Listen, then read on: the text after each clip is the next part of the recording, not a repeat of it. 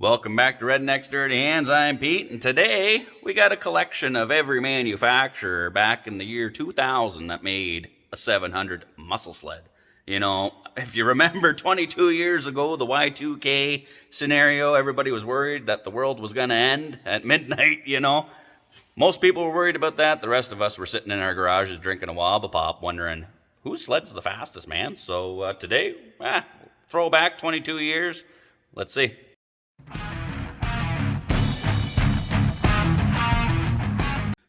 That's right, today the shop is full of millennials, and I don't mean the ones with lumberjack beards and man buns that think all snowmobiles are called skidoos. No, we're talking about the real millennials. These are the muscle sleds of 2000. We got the SRX, ZR700, Ski-Doo MXZ 700, and the Polaris XC 700. So this should be a pretty fun day. You know, this era of sleds, you know, it's like going back in time to the 60s for the automotive side. These are the muscle sleds of the 2000s, you know. You got all the manufacturers like Ford, GM, Chrysler, and then, you know, Nissan, Honda, you know, from Japan, right? You know, it's like a Mustang, Camaro, Roadrunner, Skyline. So if you've been following some of the videos, I mean, that's the SRX that I bought from the Cat Shack there and put the stator in it, got it up and running. So that's a good, those things are known to be pretty quick, so we'll see. And I mean, they're all 121 tracks. They all got a little bit of studs in them, you know. Obviously, that's scooters from the last videos we put up there. You know, it's the same thing. We just put the track on it, 121. That runs really good. This is our buddy Dean's MXZ. It's the same thing. Got the same amount of studs in her. You know, he said, I asked him, is it fast? He said, yep. I said, will it do 100 miles an hour? Well, that sticker there says nope, but I'm sure, I'm just joking, Dean, I'm sure it will. And then I bought this one off of Kyle's cousin, actually. Kyle that brought that ZRT over. His cousin had this up for sale on Marketplace, so when I saw it, like, this thing is minty mint, so yeah, couldn't pass that up. He gave us a good deal on her, and I scooped her up. You know, it's funny, after reading a bunch of the comments on like the old ZRT there, I didn't realize, you know, the differences between America and Canada. You know, I always knew, like, yeah, you guys don't have ketchup chips, your beer's not as strong as ours, and in the States, that's a ZR, not a ZR. Like in Canada, that's a ZR 700. That's an MXZ, and that's a ZRT. Like, in the States, I guess you call that a ZRT? I don't know. Funny little things. I always just assumed you pronounced it the same way we do, you know, just like in the movie Pulp Fiction, that scene with him and the girl there. Whose snowmobile is this? It's not a snowmobile, it's a sled. Whose sled is this? Zed's. Who is Zed? Zed's dead, baby. Zed's dead. So yeah, we got Dean's MXZ. She's a sharp looking unit. I really like the color scheme, the black with the yellow and the way they did the decals on that. She's pretty sweet looking. And I mean, it is your typical 700, big old pipe on there, just like Popeye. So yeah, this thing should be a good contender as well. And then of course scooters, that thing's working real sweet, so I think it stands a really good chance. And then that SRX, you know, everybody's been commenting about, you know, remembering these things, how quick they were. And yeah, supposedly, like, easily 100 mile an hour more out of the box. So we'll see. I don't know, you know, the high expectations for that one. I'm not too sure how good the ZR 700 is going to be. I've never ridden one. I've ridden an 800, and it was pretty wild, so we'll see. But I just couldn't pass up the deal on this thing. She's just too good a shape when Buddy brought it over. And when I think the selling feature was, reminds me of the girlfriend there, because when under the hood, like, there's a big old pair of jugs right there. Yeah, so I don't know, we'll get over to Ian's. We'll probably do some short runs over there in his field like we did last year with the SXR and the MXZ 800. But it'll be a short run over there. Maybe we'll see if we can get these ones out on the lake so we can do full speed pass, you know, see what top end is. But we're kind of limited to where we can go and whatnot. But I'm thinking first place.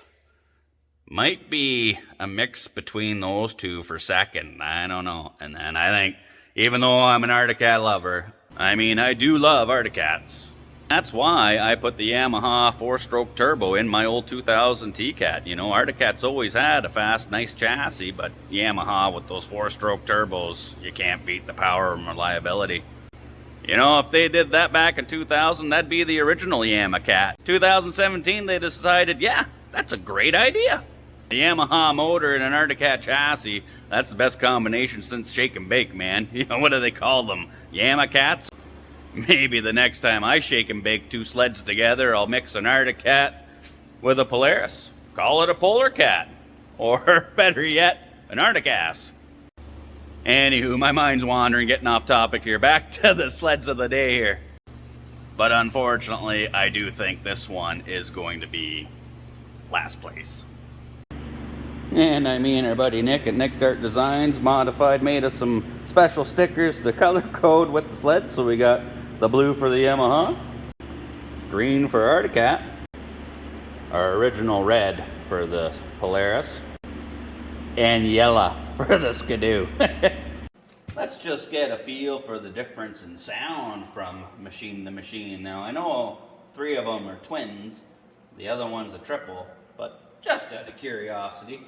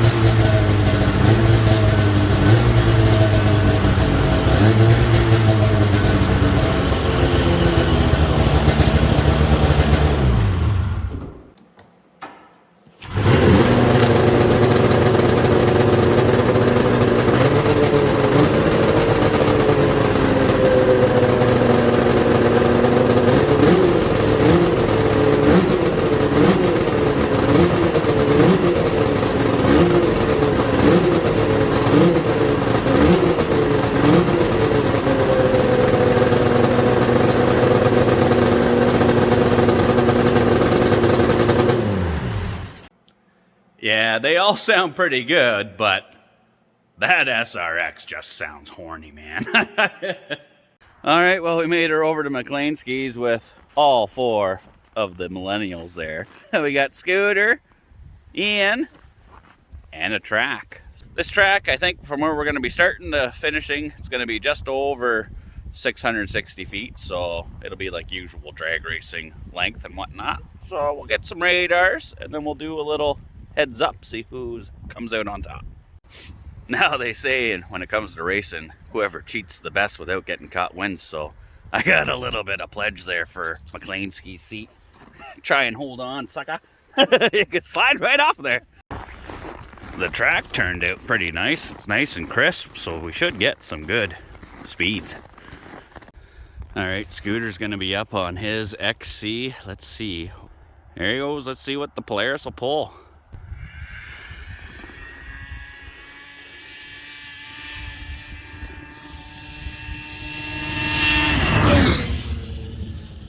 $81.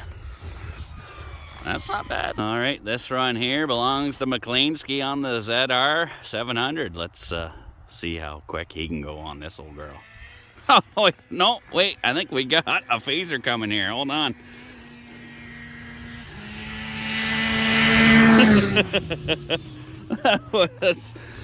That was our buddy Leon in there with his old phaser 59. Feeling fine. Gotta like it. I didn't even know he was here. All right, here comes McLeanski. Don't hit me. Holy. Oh, 76. The Polaris just walked all over that thing. All right, we got McLean Ski on Dean's MXZ 700. Let's see what this one will do. He says she's fast. Yep, yes sir.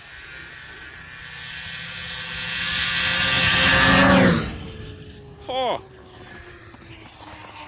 68. Leon give that a run with his phaser. That was a bit disappointing, isn't it? Maybe it's got a fouled plug or something. All right, here comes McLean Ski with the SRX High Hopes.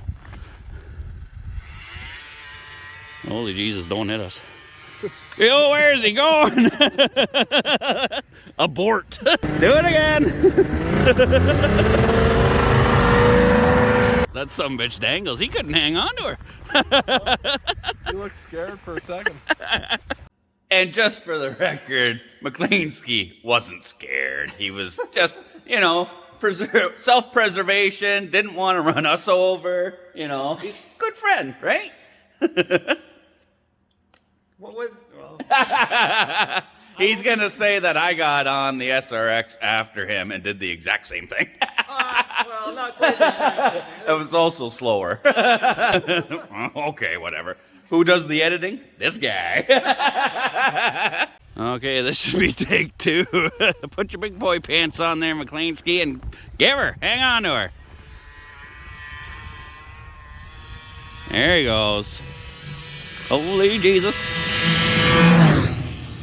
Oh! 80! Scooters is the fastest. The Polaris. That's a huge surprise. Not look fast though. I think Ian's scared though. All right, this might be a bit sketchy. We're gonna try a side-by-side drag race, but everybody keeps going left, right, whatever. So hopefully this does not end bad. But whenever they're ready, give her, boys. Holy Jesus.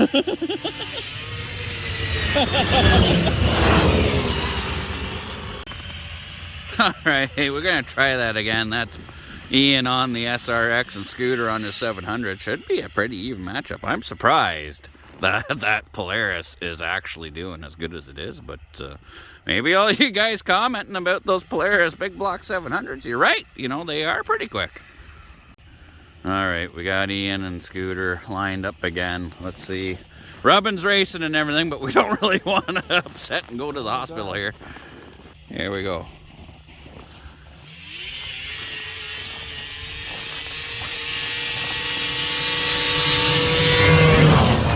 That was a pretty good race. That was exciting. Who got that? I can't believe it, but it looks like Scooter got it by a ski loop like that. Polaris is working damn good. All right, well, now we got Scooter on the Skidoo and Ian on the Arctic Cat, so we'll see how those two fare.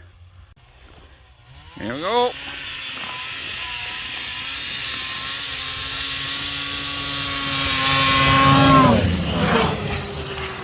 Well, that Arctic Cat totally walked away from that Skidoo. That Skidoo definitely is not running right. Or maybe Skidoos are just slow. Well, I think this Skidoo might have a fouled bogey in here, so we'll swap these. It's got iridiums in there. We're just going to put some regular BR9s in there and see if that makes a difference. Swapping out the regular NGKs and Scooters seem to work. That thing's just flying, so maybe the regular NGKs will give this sucker a boost. Also, I noticed his original boot on this side here, you know, he had a mix match pair, but this one fit, like it's not snapping down, it's loose, and it would wiggle up on its own, so I ripped one off an old sled in the backyard here. Fits nice and tight, so we'll give that a go.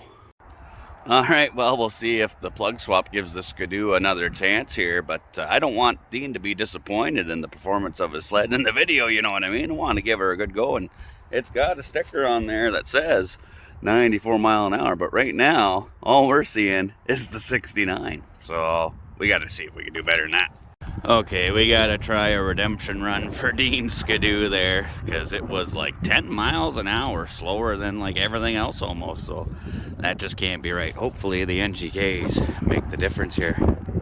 Give her whenever you're ready, McLeansky.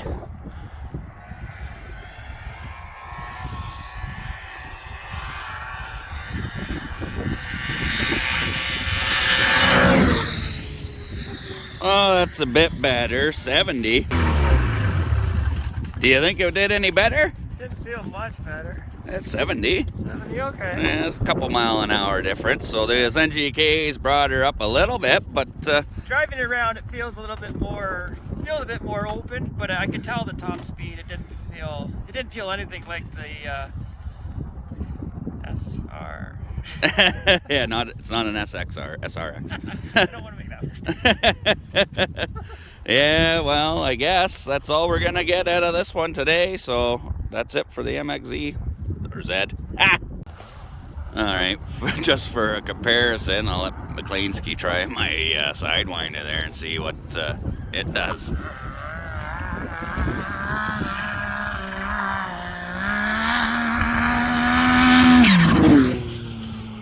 96, and he was on and off of that quite a few times, but almost 100 mile an hour in that little run.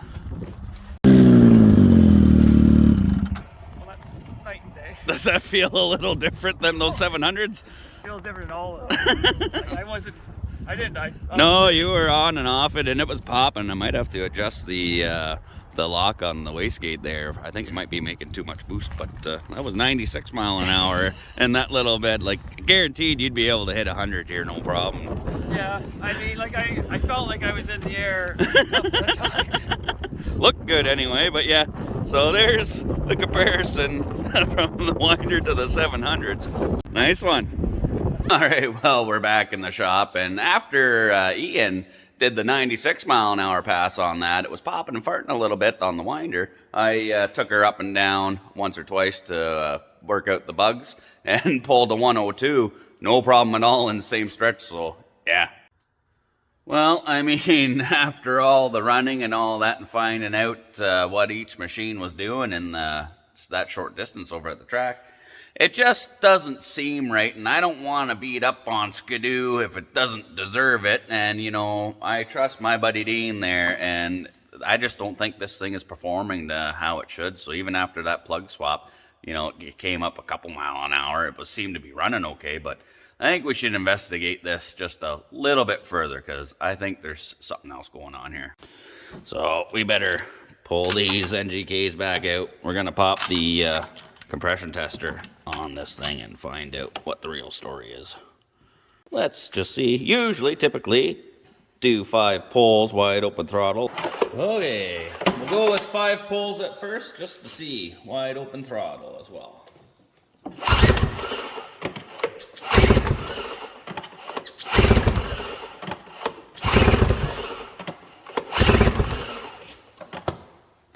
All right, 5 pulls, we're at about 130. Let's see what it'll max out at.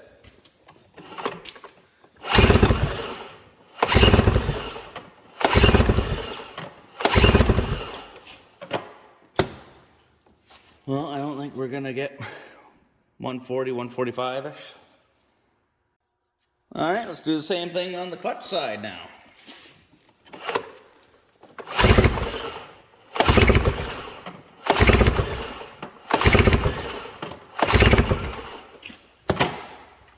Five pulls, we hit 150 with that one. Let's go a few more.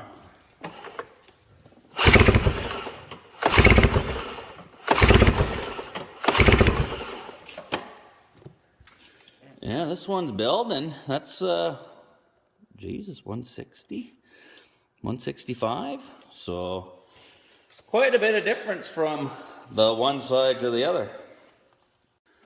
Gonna go back and put a couple drops of 2-stroke oil in that first cylinder and see if it changes the readings.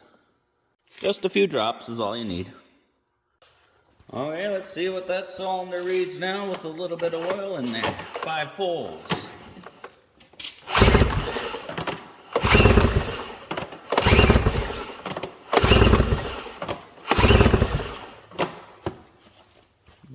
After 5, we're still 140. Couple more.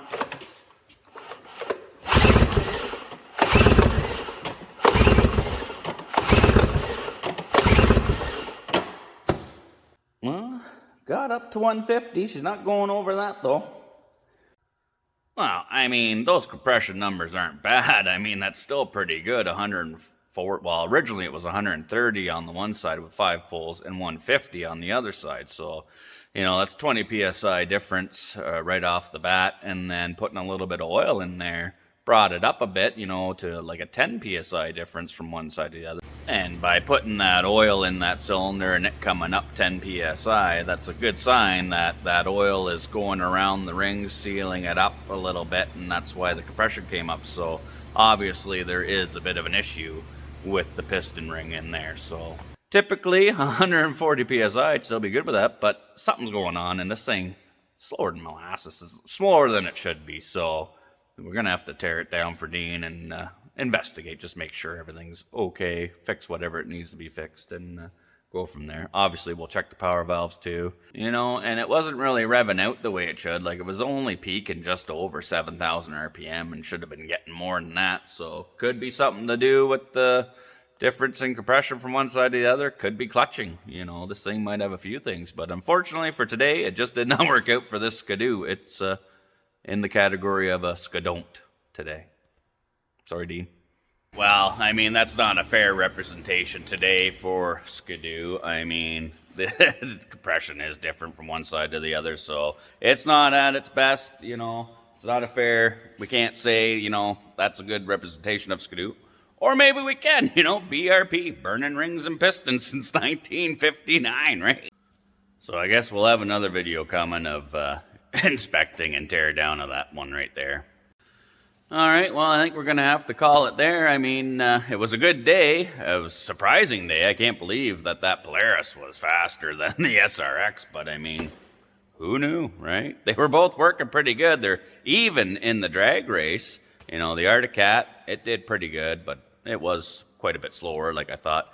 The Skidoo, unfortunately, no fault of its own, but I mean, it's not at its full potential, so we can't really count what it was doing because the cylinders are a little bit out of compression there. So I don't think it's fair deal to try and get these to the lake and do the high-speed runs in this video because we're down a sled here, so we'll hold that for another day. But as always, thanks for tuning in. Hope you enjoyed the video. We got some surprising results out of this deal, and we'll be doing more. So if you're not subscribed, please consider doing so. It helps us out, and as always, take her easy.